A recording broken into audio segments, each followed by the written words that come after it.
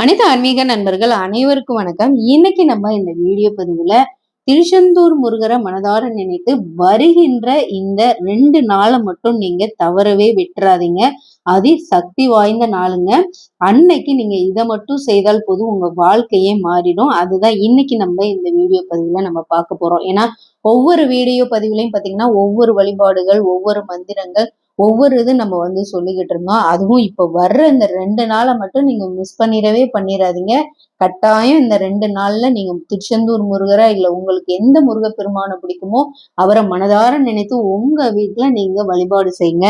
அதற்கு முன்னாடி பாத்தீங்கன்னா நம்மளோட வீடியோ பதிவுல பாத்தீங்கன்னா கமெண்ட்ஸ்ல கேட்டிருந்தாங்க. அவங்களுக்கு முதல்ல நம்ம பதில் சொல்லிடுவோம். ஏன்னா இப்ப ஒருத்தர் மெசேஜ் பண்ணியிருந்தாங்க. அவங்க 600 கிலோமீட்டர்ல இருந்து தான் வர்றாங்க. அங்க என்ன வசதி இருக்கும் அப்படின்லாம் கேட்டிருந்தாங்க. அதனால திருச்செந்தூரை பொறுத்த வரைக்கும் பாத்தீங்கன்னா திருச்செந்தூர் முருகரை தரிசனம் செய்ய நீங்க வர்றவங்க பயப்படவே வேண்டாங்க. இப்ப ஆண்களா இருந்தாலும் சரி, பெண்களா இருந்தாலும் சரி, தனியாக போய் வழிபாடு பண்ணிட்டு தாராளமா திருச்செந்தூருக்கு நீங்க வரலாம். ஏன்னா அங்க சகல வசதிகளும் இருக்கு.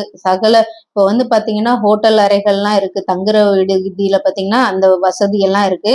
நீங்க தனியா இருந்து எனக்கு பயமா இருக்கு, எனக்கு தங்க பயமா இருக்கு அப்படின்னீங்கன்னா அந்த கடற்கரையிலே நீங்க படுத்து உறங்கிட்டு நாளிக்கிணறுல நீராடிட்டு கடல்ல நீராடிட்டு முருகப்பெருமான வழிபாடு செய்துட்டு அதுக்கப்புறம் சாப்பிடணும்னு நினைச்சா கூட அங்க காலையில 8 மணிலேருந்து இரவு 8 மணி வரைக்கும் அங்க அன்னதானம் ஃப்ரீ தாங்க.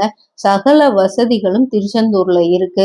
இப்ப நீங்க தனி அறை எடுத்து தங்கணும்னாலும் அங்க நிறைய வசதிகள் இருக்கு. தனியா நீங்க கடற்கரையில அமர்ந்து அங்கேயே தங்கி அங்கேயே நீங்க உறங்குறனாலும் வசதி இருக்கு. அங்க கழிவறைகள் வசதி இருக்கு, குளிக்கிற வசதிகள் இருக்கு, துணி மாத்துற வசதிகள் இருக்கு. சகலமும் திருச்செந்தூர்ல அங்க நீங்க போய் முருகப்பெருமான வழிபாடு செய்யல உங்களுக்கு அனைத்து வசதிகளுமே இருக்கு. நீங்க கவலையே பட வேணாம். கட்டாயமா தனியா ஆண்களும் சரி பெண்களும் சரி உங்களுடைய பொருட்களை பத்திரமா வச்சுட்டு நீங்க போய் வழிபாடு செய்துட்டு வாங்க. ஒரு பயமும் கிடையாது. அனைத்தையும் முருகப்பெருமான் உங்களுக்கு உறுதுணையா இருந்து பார்த்துப்பாரு. நம்பிக்கையோட முருகப்பெருமானை போய் வழிபாடு செய்துட்டு வாங்க.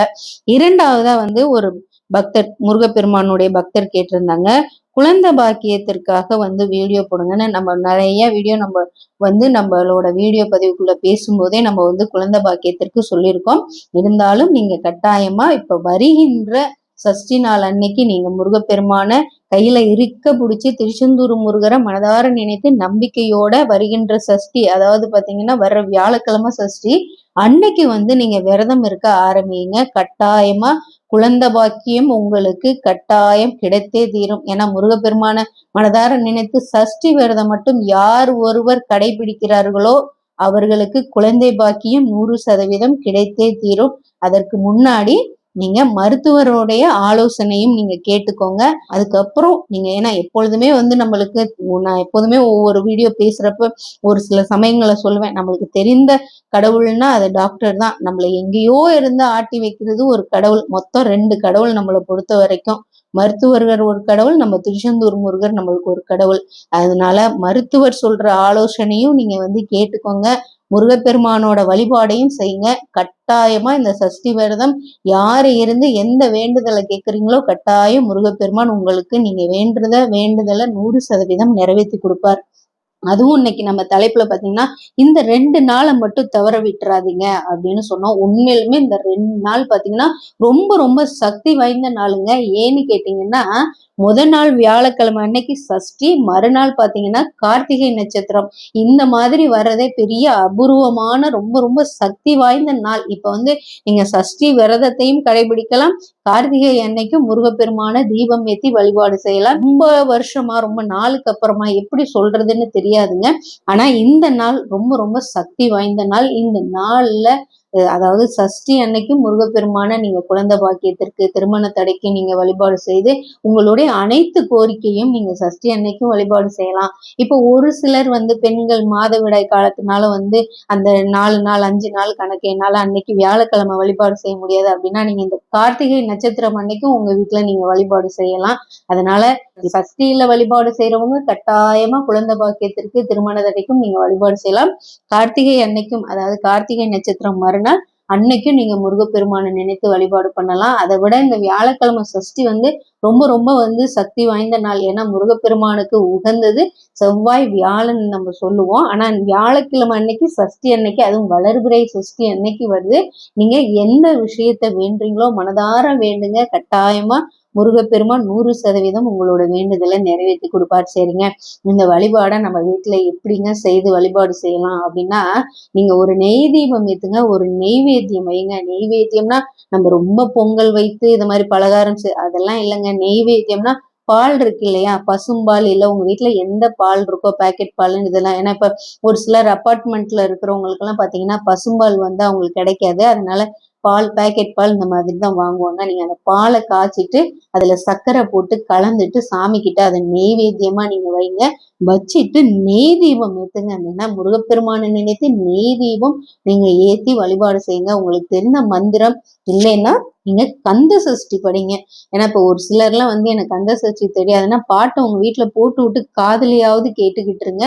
அந்த தீபத்தை பார்த்து ஓம் சரவணபவ ஓம் சரவணபவன் 108 முறை நீங்க சொல்லுங்க. இப்ப இந்த குழந்தை பேரு, குழந்தை பாக்கியம், அதாவது குழந்தை பாக்கியம் கிடைக்கணும், இந்த மாதிரி திருமண தடைகள் விலகணும், எனக்கு நல்ல வேலை கிடைக்கணும் அப்படின்னீங்கன்னா நீங்க அந்த விளக்கு முன்னாடி அமருங்க. உங்களை ஒரு நிலைப்படுத்தி அமர்ந்து நீங்க நேரா அந்த தீபத்தை பார்த்து ஓம் சரவணபவ சரவணபவன் 108 முறை சொல்லுங்க. அதற்கு முன்னாடி அந்த தீபத்தை பாருங்க.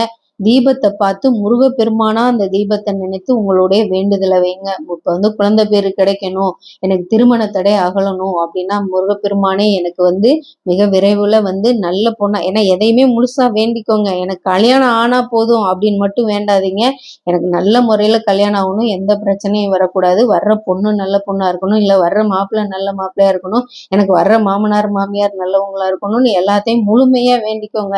கடவுளே எனக்கு எப்படியா கல்யாணம் முடிஞ்சா போதும் நல்லபடியா அப்படின்னு மட்டும் வேண்டாதீங்க. கல்யாணம்ன்றது பாத்தீங்கன்னா நம்மளுக்கு அடுத்ததா வர்ற பல சந்ததியினரையும் பல வாரிசுகளையும் கொடுக்கக்கூடியதான் இந்த பாத்தீங்கன்னா அந்த திருமணங்கள்ன்றது. இப்ப குழந்தை பாக்கியம்ன்றது பாத்தீங்கன்னா அடுத்த தலைமுறை அந்த குழந்தை.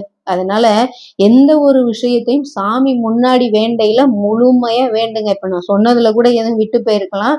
ஆனா உங்களுக்கு ஒரு விஷயம் வேணும்னா அதை நல்ல திருப்தியா மனதார வேண்டுங்க. அதுவும் இந்த 2 நாள்ல கட்டாயமா நீங்க வேண்டுங்க. 100% உங்களுடைய வேண்டுதலை முருகப்பெருமான் உங்களுக்கு நிறைவேற்றி வைப்பார்.